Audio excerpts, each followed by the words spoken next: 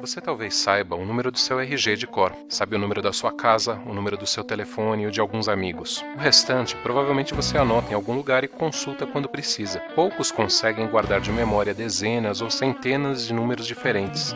Imagine se na internet você tivesse que saber os endereços numéricos, os IPs, de cada site que você acessa ou de cada pessoa para quem você envia um e-mail. Esta é a terceira parte do vídeo Como Funciona a Internet, feito pelo NickBR.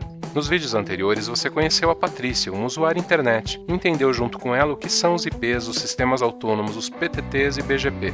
Você já sabe como a informação viaja na internet. Vamos entender agora como os nomes dos sites e os endereços de e-mail entram nessa história. A Patrícia nunca teve que digitar um único endereço IP para acessar alguma coisa na internet, mas ela conhece muito bem nomes como www.nick.br. Endereços numéricos são excelentes para os computadores e outros dispositivos eletrônicos, mas são difíceis de memorizar para nós, seres humanos. Por isso, a internet usa o Sistema de Nomes de Domínios, ou DNS. O DNS é apenas uma grande tabela que mapeia nomes fáceis de lembrar e endereços IP, que são usados efetivamente para fazer a informação ir de um lado para o outro. Mas essa tabela é grande, grande mesmo. Só de nomes brasileiros, os .br, temos em 2014 mais de 3 milhões. Para funcionar bem, essa tabela é dividida e distribuída entre muitos e muitos servidores na internet. O DNS, na verdade, é um sistema distribuído e hierárquico. Temos para começar os servidores raiz, que têm as informações sobre as principais partes em que é dividida essa tabela, esse sistema de nomes, os domínios de primeiro nível. Há dois tipos de domínios de primeiro nível, os que usam as siglas que representam os países, chamados de CCTLDs, ou Country Code Top Level Domains. São os nomes que terminam por .br para o Brasil, .pt para Portugal, etc. Há também os genéricos, que não são vinculados a países específicos, como os .com, .org ou .info. São chamados de GTLDs, ou Generic Top Level Domains. Há um conjunto de servidores na internet cuidando de cada um desses domínios de primeiro nível. Eles conhecem todas as informações relevantes sobre eles, por isso são chamados de autoritativos. Se a Patrícia quiser, ela pode ter um nome de domínio só dela na internet. Ela é bióloga, então uma boa opção seria patricia.bio.br. Para fazer isso, um técnico terá que configurar um servidor em algum lugar da rede, dizendo para que endereço IP esse nome apontará. Não é o servidor do site onde ela vai hospedar seu blog, nem um servidor que cuidará dos seus e-mails. Estamos falando do servidor DNS. É justamente ele quem terá a informação dos IPs do servidor web e de e-mail da Patrícia. Esse também será um servidor autoritativo. Os computadores dos usuários utilizam um componente chamado Resolver, que consulta um servidor chamado de recursivo, geralmente disponibilizado pelo provedor internet. Os servidores recursivos consultam toda a árvore de servidores autoritativos, começando da raiz, para encontrar as informações de um determinado nome. Vamos tentar entender. Quando alguém digita no navegador o endereço www.patricia.bio.br, o navegador enviará essa questão ao sistema de DNS do computador, ou seja, para o Resolver. Este encaminhará para o servidor recursivo, que normalmente está no provedor.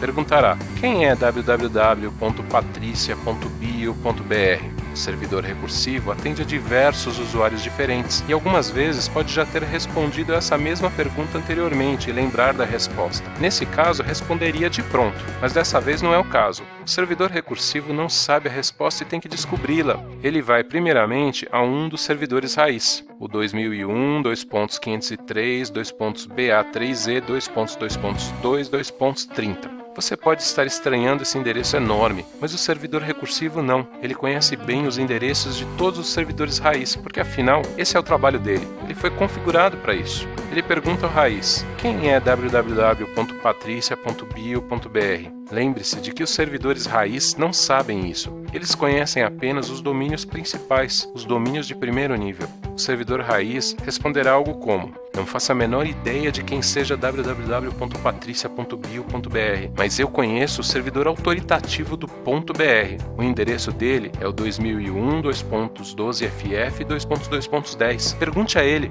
O servidor recursivo então pergunta ao autoritativo do .br: quem é www.patricia.bio.br? O autoritativo do .br também não tem essa informação. Ele responderá prestativo: não sei, mas sei quem é o autoritativo de Patrícia patricia.bio.br, é o IP 2001:db8.cafe2.2.1. Pergunte a ele, o servidor recursivo, então pergunta ao autoritativo do domínio patricia.bio.br e ele responde satisfeito. Que bom que você perguntou. O endereço de www.patricia.bio.br é o 2001:db8.5.2.10. O recursivo finalmente pode informar o computador do usuário sobre o endereço procurado e o navegador web finalmente pode enviar os pacotes para acessar a página.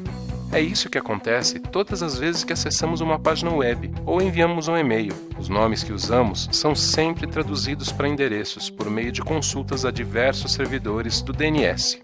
Na verdade, quando você usa o registro.br e cria um nome .br para você ou para sua empresa, o servidor autoritativo para o seu domínio já está incluído no serviço.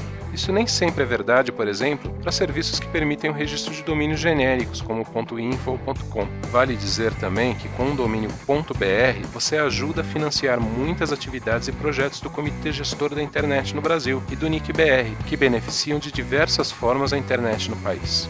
A Patrícia ficou bem contente por entender um pouco mais sobre como a internet funciona e acha que isso vai ajudá-la a utilizar a rede de uma forma ainda melhor. Espero que tenha sido útil para você também.